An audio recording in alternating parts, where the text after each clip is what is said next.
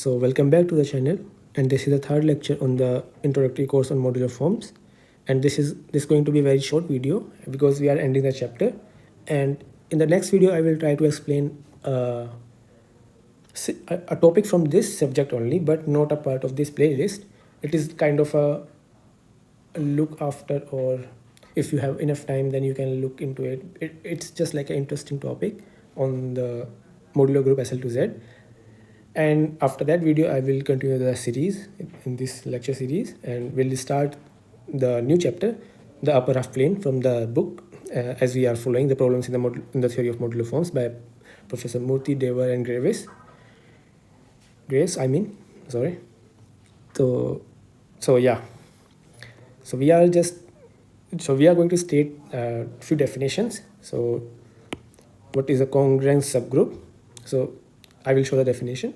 Subgroup gamma of SL to Z is called to be a congruence subgroup if there exists some n and belongs to natural number such that gamma n, which is also which is a kind, we know that it's a principal subgroup.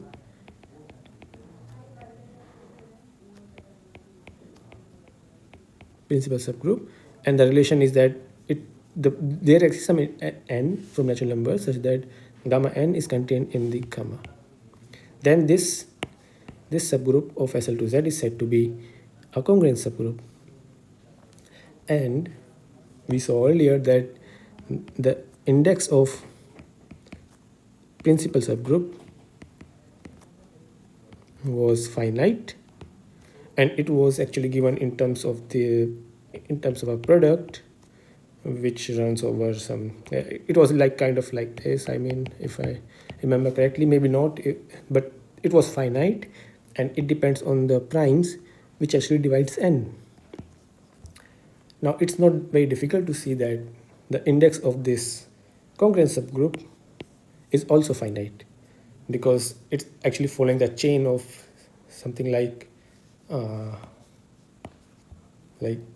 there exists some n such that gamma n is contained in gamma, and it is also a subgroup of SL to Z. So we are not taking n to be 1 because then things will just turn out to be the SL to Z group only. So we are just taking the case when n is not 1. Then this result actually holds. And now you can just say the index about, so it's just a relation that we know that this the index of this group is finite in SL to Z. Then the index of this group is also going to be finite. So yeah. So we can actually state this result that any congruent subgroup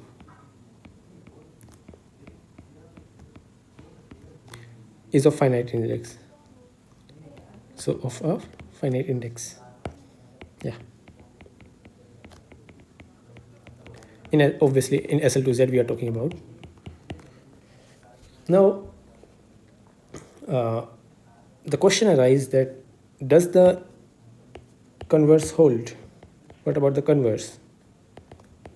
And it's an interesting problem, and the statement is that for any subgroup of SL to Z whose index is finite, can we say that subgroup is a congruent subgroup? So the converse seems to be true, but it's not. I mean, for me, when I was reading this topic, it seems to be true, and I was like, it's trivial, but it's not. It's not trivial. It's not true. And the first counterexample was found by Hecke and Pick in 1887. I hope I pronounced the names correctly. And I saw the proof, and it was so constructive. Again, sorry, I wasn't able to follow the proof of that, and I'm not able to even provide it, but you can search on the Google. It's so dense to be studied in a short period of time. So let's just move forward, and we will state the next definition. What is a level? So what are the levels? So I will show the definition. If gamma is a congruent subgroup, the smallest n such that So yeah, here we are restricting that that the gamma n containment in gamma, here n should be smallest.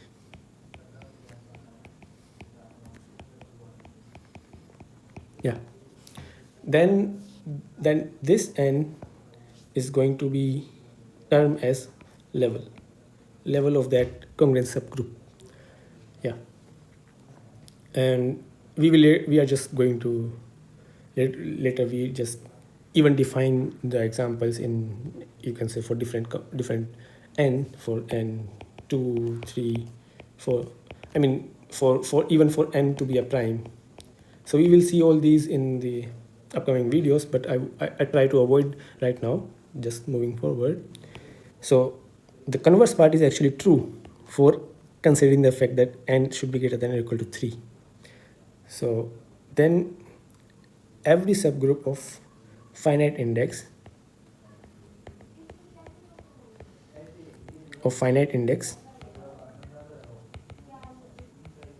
is a congruent subgroup. So these are the developments people were making, because here Ficke and Pick actually gave a counterexample, but later the theory was developed further that there does exist this result converse part, but we need to take care of this restriction: n should be greater than or equal to 3, and then we say that the congruent subgroup. Yeah. Then we can say that even the finite index implies a congruent subgroup. And this result was actually given by Bas, Lazard, and Serre. Again, I hope I pronounced them correctly. And then even further, another result was, I will show the result. I won't write it over here.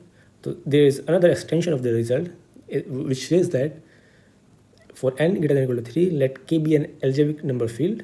So with a ring of integers OK. So these are the algebraic fields you need to take consideration of little bit of algebraic number theory.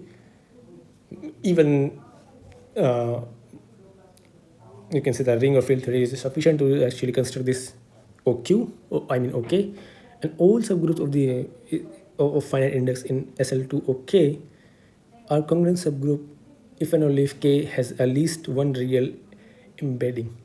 So these results are pretty advanced, but they do exist and they might be useful further as we know theory afterwards.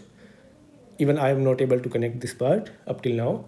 Maybe I need to read more about these topics, and then I will be able to connect the relations and all. And next we have an exercise. You can actually prove it. I actually gave the reference to this exercise. It's a good exercise. You should actually try it. Is that actually state that question? It's a good question. You should actually try it. If not, then so basically the hint is that we did similar things earlier. So you can use that construction to actually imply in this exercise. So it states that the generator of this congruent subgroup are minus identity t square and u square. Yeah, where u square is t square, you actually know, we just replace n by 2, and u square is given to be a lower kind of 2, I mean t, and that's it. Now we are just writing things, and it's like 3 lectures up till now, and we are unable to actually find a single example of the modular forms. So the question is, where are even modular forms? So when I was taking the course in special functions last semester, Professor Atul was teaching about elliptic functions, and for the first 2-3 lectures we just developed in the theory that this function will have this property, this function will behave like that, and some kind of period and all, but we are not actually able to even construct one single example. And that was actually true when that kind of theory was actually developed in the history. And same goes here. Even in modular forms, people were able to just taking the things very abstract, and later they were come up with examples and take the thing seriously. And then once the example appears, then the theory just go on and on and on. This might be not true for other specific cases, but yeah, it does seems to be very true in elliptic functions and modular forms.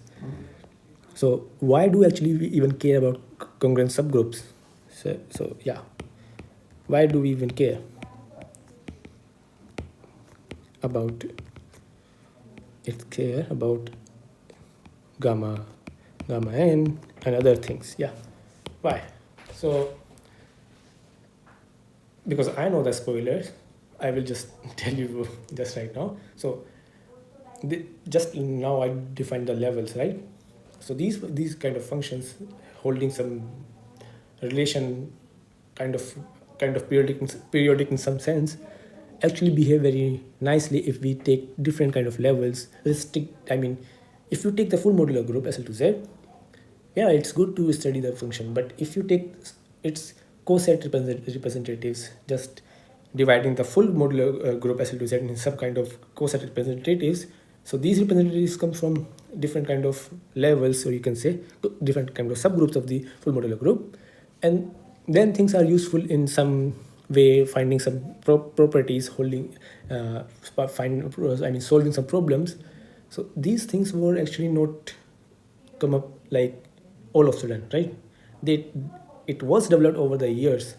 So over the years, people were solving different kind of problems, and that's how they do appear. And here we are having these kind of structures. So one should actually take care of these things very seriously. I mean, not lightly. Even for myself, I'm reading these things. I always do care that I do understand and I don't take anything for granted. And in some sense, I just skip this sentence, but yeah. Yeah, so we just move forward and about to end the video. I hope it won't be that long. Yeah, so we have now Hecke operators. So in Hecke operators, we are just going to study a few things only, and we will take care of this operator, Hecke operators, after a few chapters. Yeah. So we define Hecke subgroup.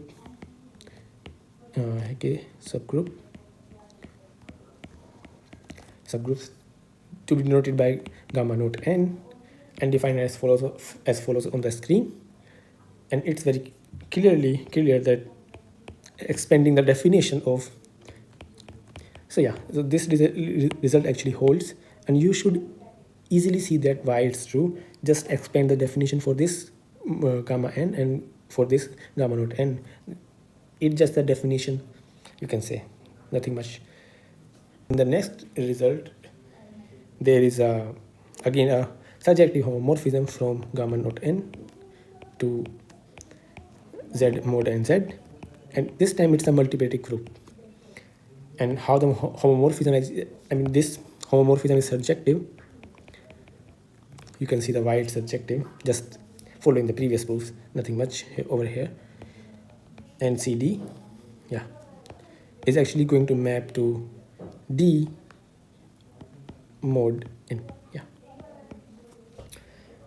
And to be very surprised, from this homomorphism, again we have defined some kernel, which is again going to be an important object.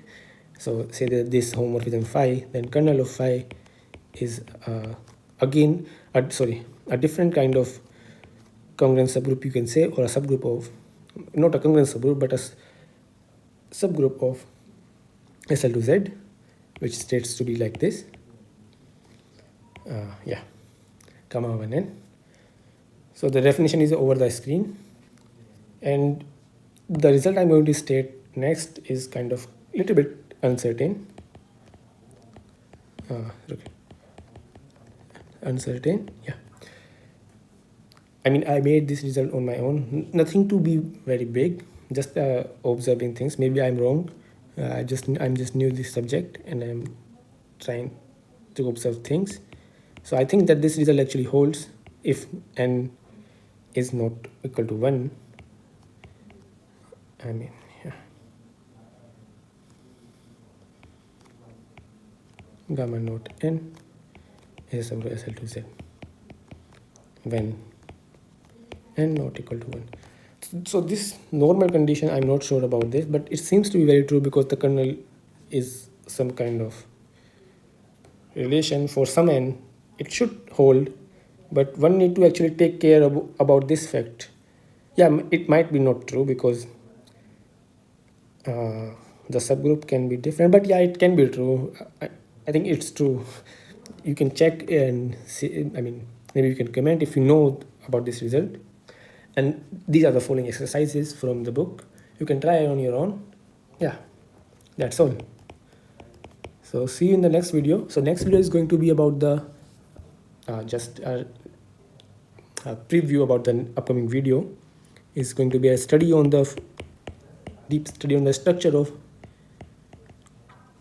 SL to Z and how so there is kind of, yeah, just I just mentioned above over here, yeah, the converse part.